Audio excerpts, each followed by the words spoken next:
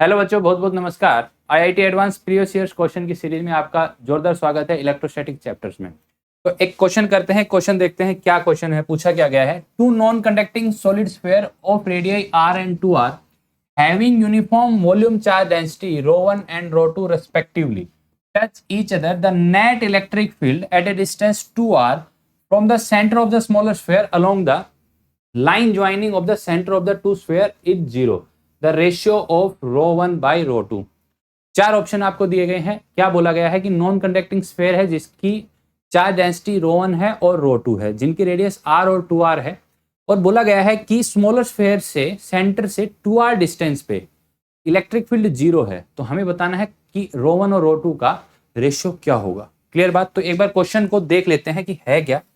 मैं एक बार आपको समझाने की कोशिश करता हूं कि क्वेश्चन में गिवन क्या है। हमें गिवन है कि एक तो ये स्फीयर है जिसकी रेडियस r है, चार्ज डेंसिटी ρ1 है, ठीक है, और एक स्फीयर और है ये वाला जो इसको टच कर रहा है, जिसकी चार्ज डेंसिटी ρ2 है और जिसकी रेडियस की अगर मैं बात करूं, इसकी रेडियस है r और इस वाले स्फीयर की रेडियस है 2r, ठीक है।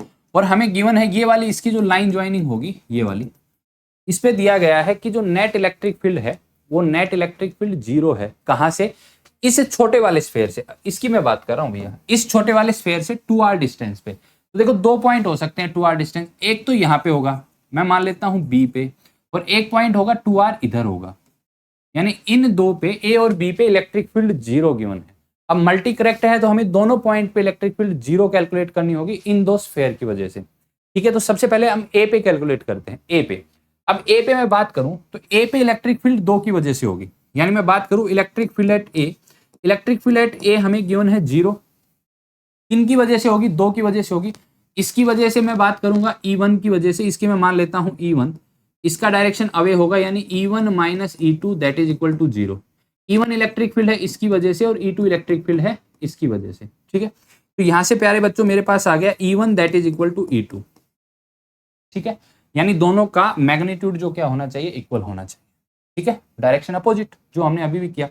अब E1 निकालो इसकी वजह से, तो E1 के लिए ये पॉइंट 2r डिस्टेंस पे हो गया, तो इस पे चार्ज हमें देखो k Q1 की बात की जाएगी, तो इस वाले पे Q1 जो चार्ज लिखा जाएगा वो क्या लिखा जाएगा, ρ1 इंटू 4/3 पाई r क्यूब, ये वाला चार्ज लिखा जाएगा। इस चार्ज को हम लिख लेते हैं, तो ये मेरे पास आ जाएगा, देखो ρ1 इंटू 4/3, ये आ गया मेरे पास पाई r क्यूब, और यहां से अगर मैं डिस्टेंस की बात करूं तो 2r है, तो 2r का स्क्वायर करेंगे तो मेरे पास आ जाएगा 4r स्क्वायर, ठीक है। तो प्यारे बच्चों ये k की वैल्यू भी हम पुट कर लेंगे, तो ये मेरे पास आ जाएगा यहां से ρ1 into r divide by 12 epsilon naught. कैसे आया एक बार देख लेते हैं। यहाँ पे देखो इस k की value 4 pi by epsilon not put करेंगे तो पाई कट जाएगा, r कट जाएगा, ये 12 एप्सिलॉन नॉट आ जाएगा। ये आई मेरी E1 की वैल्यू। अब मैं कैलकुलेट करता हूं E2 की वैल्यू। तो प्यारे बच्चों E2 की वैल्यू अगर हम कैलकुलेट करें, यहाँ पे देखो E2 की वैल्यू, E2 की वैल्यू हमारे पास देखो इनसाइड पॉइंट की बात कर रहा है, यहां से कितनी दूरी पे है, r दूरी पे है, तो r दूरी पे है तो इलेक्ट्रिक फील्ड यानी E2 जो मेरी लिखी जाएगी वो लिखी जाएगी ρ2, और r दूरी पे यानी distance r divide by 3 epsilon not. अब क्वेश्चन में गिवन क्या है कि E1 और E2 क्या है, इन दोनों की वजह से नेट इलेक्ट्रिक फील्ड 0 है, तो हमने वही देख लिया था कि ये दोनों का मैग्नीट्यूड क्या होना चाहिए, इक्वल, ठीक है। तो यहां से मेरे पास क्या निकल के आएगा, इन दोनों को अगर मैं इक्वेट करूंगा तो मेरे पास आ जाएगा ρ1 r by 12 epsilon naught that is equal to ρ2 r divide by 3 epsilon naught. तो ये एप्सिलॉन नॉट गया, r गया, ये आया 4, यानी ρ1 by ρ2 that is equal to 4। तो अगर इस पॉइंट ए पे कैलकुलेट करते हैं तो मेरे पास ρ1 और ρ2 का जो रेशियो आता है प्यारे बच्चों वो 4 आ जाता है, यानी 4 आने का मतलब है डी ऑप्शन मेरे पास क्या हो जाएगा, करेक्ट हो जाएगा। अभी क्वेश्चन सोल्व नहीं हुआ है क्योंकि मल्टी करेक्ट है, तो क्योंकि देखो स्मॉलर वाले से 2r डिस्टेंस तो इधर भी हो सकता है, बी पे भी हो सकता है, कहां हो सकता है, बी पे। अब मैं बात करूं इलेक्ट्रिक फील्ड एट बी, ठीक है, ये कहानी इलेक्ट्रिक फील्ड एट ए हो गई थी। अब इलेक्ट्रिक फील्ड एट बी बात करूं तो इलेक्ट्रिक फील्ड एट बी भी क्या है अकॉर्डिंग टू क्वेश्चन, 0। अब इलेक्ट्रिक फील्ड एट बी पे बात करूं तो मेरी जो E1 है, E1 plus E2 that is equal to 0 होनी चाहिए, क्योंकि दोनों इलेक्ट्रिक फील्ड का जो डायरेक्शन है वो सेम डायरेक्शन ही आएगा, ठीक है। तो इन दोनों का जीरो होना चाहिए। तो यहां से मैं लिख सकता हूं कि जो मेरा E1 है वो इक्वल होना चाहिए माइनस E2 के। एक बात, या यहां लिख लेते हैं, यहां से मेरा आ जाएगा कि E1 की वैल्यू आनी चाहिए माइनस E2 के। अब E1 की वैल्यू लिख लेते हैं भैया इस वाले के लिए।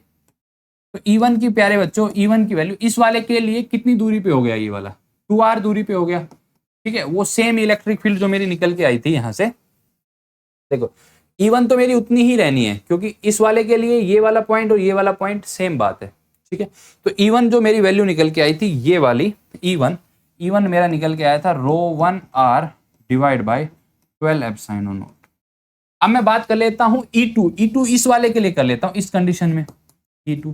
अब E2 के लिए ये वाला पॉइंट कहां पे हो गया, देखो ये वाला डिस्टेंस मेरा कितना है 2r, ये वाला 2r और ये वाला r, तो कितना हो गया मेरे पास 5r हो गया। कितना हो गया भैया 5r। तो 5r की डिस्टेंस पे हमें इलेक्ट्रिक फील्ड निकालनी है। तो k की वैल्यू मैं पुट कर लेता हूं 1/4 पाई एप्सिलॉन नॉट। चार्ज, इस पे चार्ज Q2 चार्ज अब कितना लिखा जाएगा, Q2 चार्ज लिखा जाएगा इसकी डेंसिटी ρ2 इंटू इसका वॉल्यूम। तो वॉल्यूम क्या लिखा जाएगा 4/3 पाई 2r की क्यूब, यानी मेरे पास आ जाएगा 8r क्यूब। ये आ गया चार्ज, डिवाइड बाई कितने डिस्टेंस की दूरी पे है 5r, तो यहां पे आ जाएगा 25r स्क्वायर।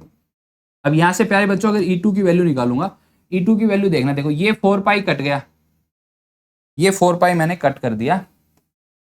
4 पाई कट करने के बाद क्या क्या बचा, ये वाली क्यूब को खा गया।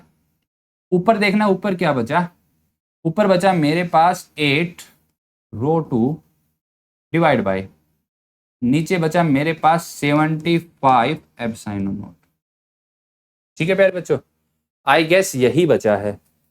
ठीक है, और एक चीज और बच गई, आर बच गया मेरे पास, क्या बच गया आर। ठीक है, अब question according to question E1 equal होना चाहिए माइनस E2 के। तो यहां से मैं लिख लेता हूं कि भैया ρ1r by 12 epsilon naught that is equal to -8 ρ2r divide by 75 epsilon naught. ये कट गया, ये कट गया।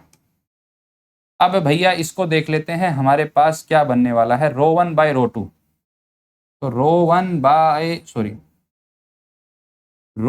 बाई ρ2 यहां से मेरे पास आ जाएगा ρ1 बाई ρ2, इसको उधर भेज देते हैं तो -96/75।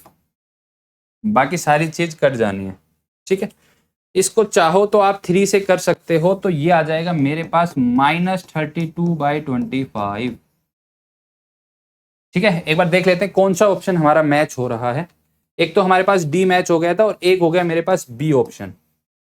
ठीक है प्यारे बच्चों, तो इस क्वेश्चन का जो करेक्ट सॉल्यूशन होगा वो मेरा बी और डी हो जाएगा। मल्टी करेक्ट क्वेश्चन पूछा गया था और ये पूछा गया था जेईई एडवांस 2014 में। आपने इतना कीमती समय दिया उसके लिए बहुत बहुत धन्यवाद।